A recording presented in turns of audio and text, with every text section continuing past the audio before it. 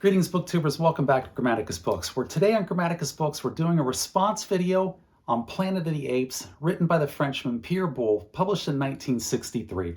And I'm calling it a response video because a couple weeks ago, Steve Donoghue, over on his fantastic channel, did a review of this book, and he absolutely panned it. Called it just outright, called it a bad novel, called it a badly written novel with flat characters, and pretty much just wrecked it from top to bottom. And I'm here to respond to that because it's not true. This is actually a decent, fun, entertaining, classic vintage science fiction novel written here by Pierre Boulle back in 1963. Now, I will link Steve's video down in the description below. I highly encourage you to go check it out. Steve is always very entertaining in all of his videos, even when he's wrong, as he is in this case. But 1963, Pierre Boulle, this is a 2001 edition book here. 268 pages.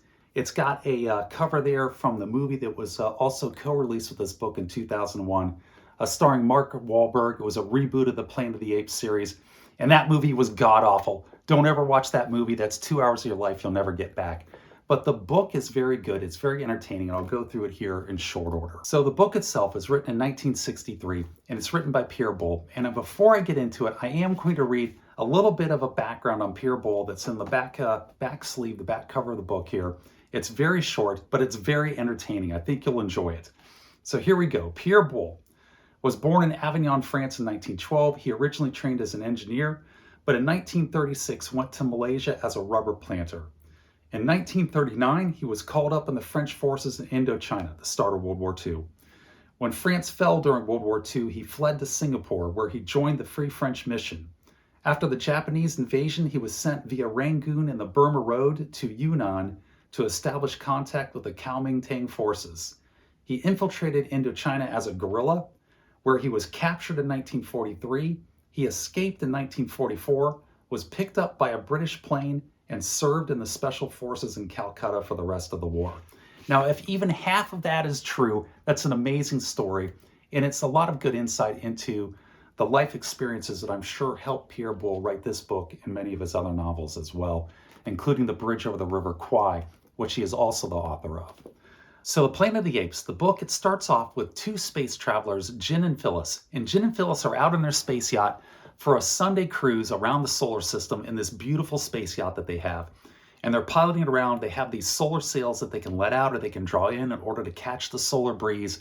And they are just caroming about, having a good time, when they spot something floating in the middle of the cosmos, and they bring it into their yacht, and lo and behold, it is a bottle with a manuscript inside of it.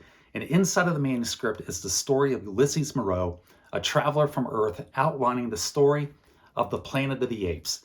And then that goes into the direct book here, the direct novel and plot of the rest of the book, which is the Planet of the Apes. And it's very well done. Although I admit Steve has a point that being able to spot and then collect a bottle in the middle of space is pretty ridiculous. It's kind of like shooting a fly out of the middle of a cathedral with a crossbow bolt. In fact, shooting a fly out of the middle of a cathedral with a crossbow bolt may in fact be easier to do than spotting a bottle floating in the middle of the cosmos.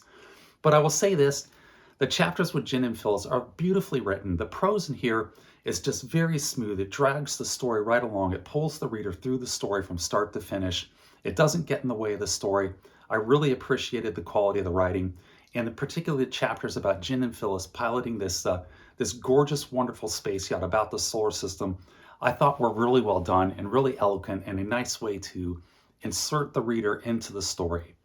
So at that point, you turn into and you start to read and learn about the story of these three travelers, Ulysses Moreau, the main character, the main protagonist, his companion, Professor Intelli, and then Arthur Levain, who is also accompanying them on this journey to the solar system of Betelgeuse.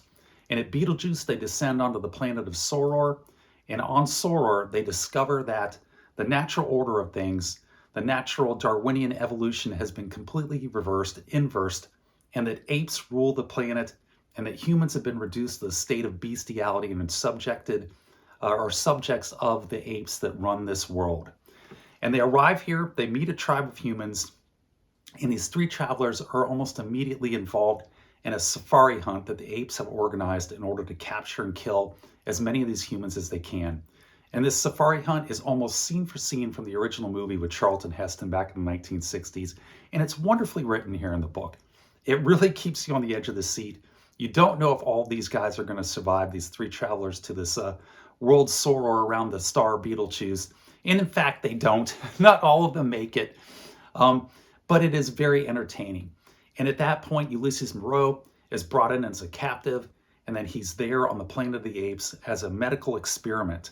And he's being experimented on by Cornelius and Zira, and then you get Dr. Zaius is introduced into the characters of cast, and you get the girl Nova. So you get all these familiar characters from the movies that this book has spawned, an entire franchise it spawned, are here in this novel here from 1963. And it plays out quite a bit like the movies, but with some significant differences.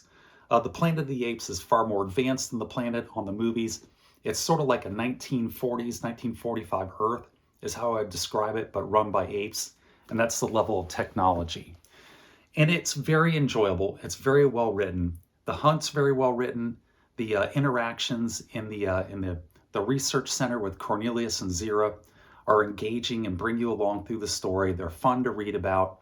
And then there's the escape and the return back to Earth by Ulysses Moreau. And you get back to Earth, and at that point you have the big reveal. And the big reveal, as Steve points out in his video, which again I will link down in the comments section below, you can see it coming from a mile away.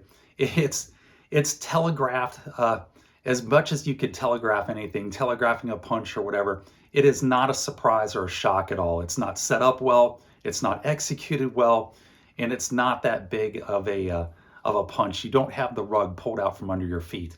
But that's because that's not the only reveal. There's a double reveal, because after you have the reveal on planet Earth, then you go back to Jin and Phyllis in their space yacht with the manuscript, and then you get a second reveal that is actually quite good and quite entertaining.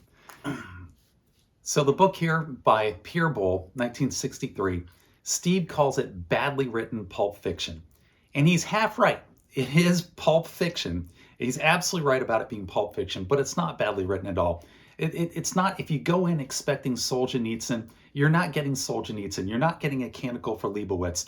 This is pulp fiction. This is pulp science fiction, vintage pulp science fiction written in the vein of Edgar Rice Burroughs meets Jules Verne, and it's very entertaining. It's a very quick, light sci-fi read with a great sci-fi premise in it.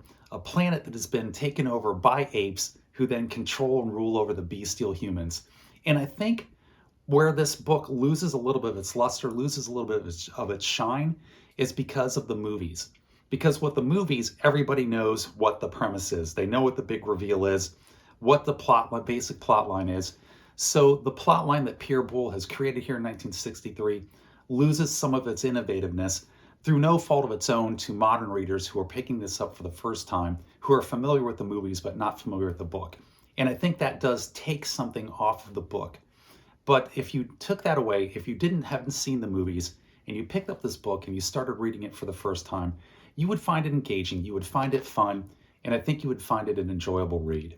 I give it an 8.5 out of 10.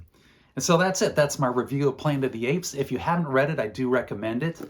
And with that, I'm going to say take care, be safe, and I will catch you guys next time.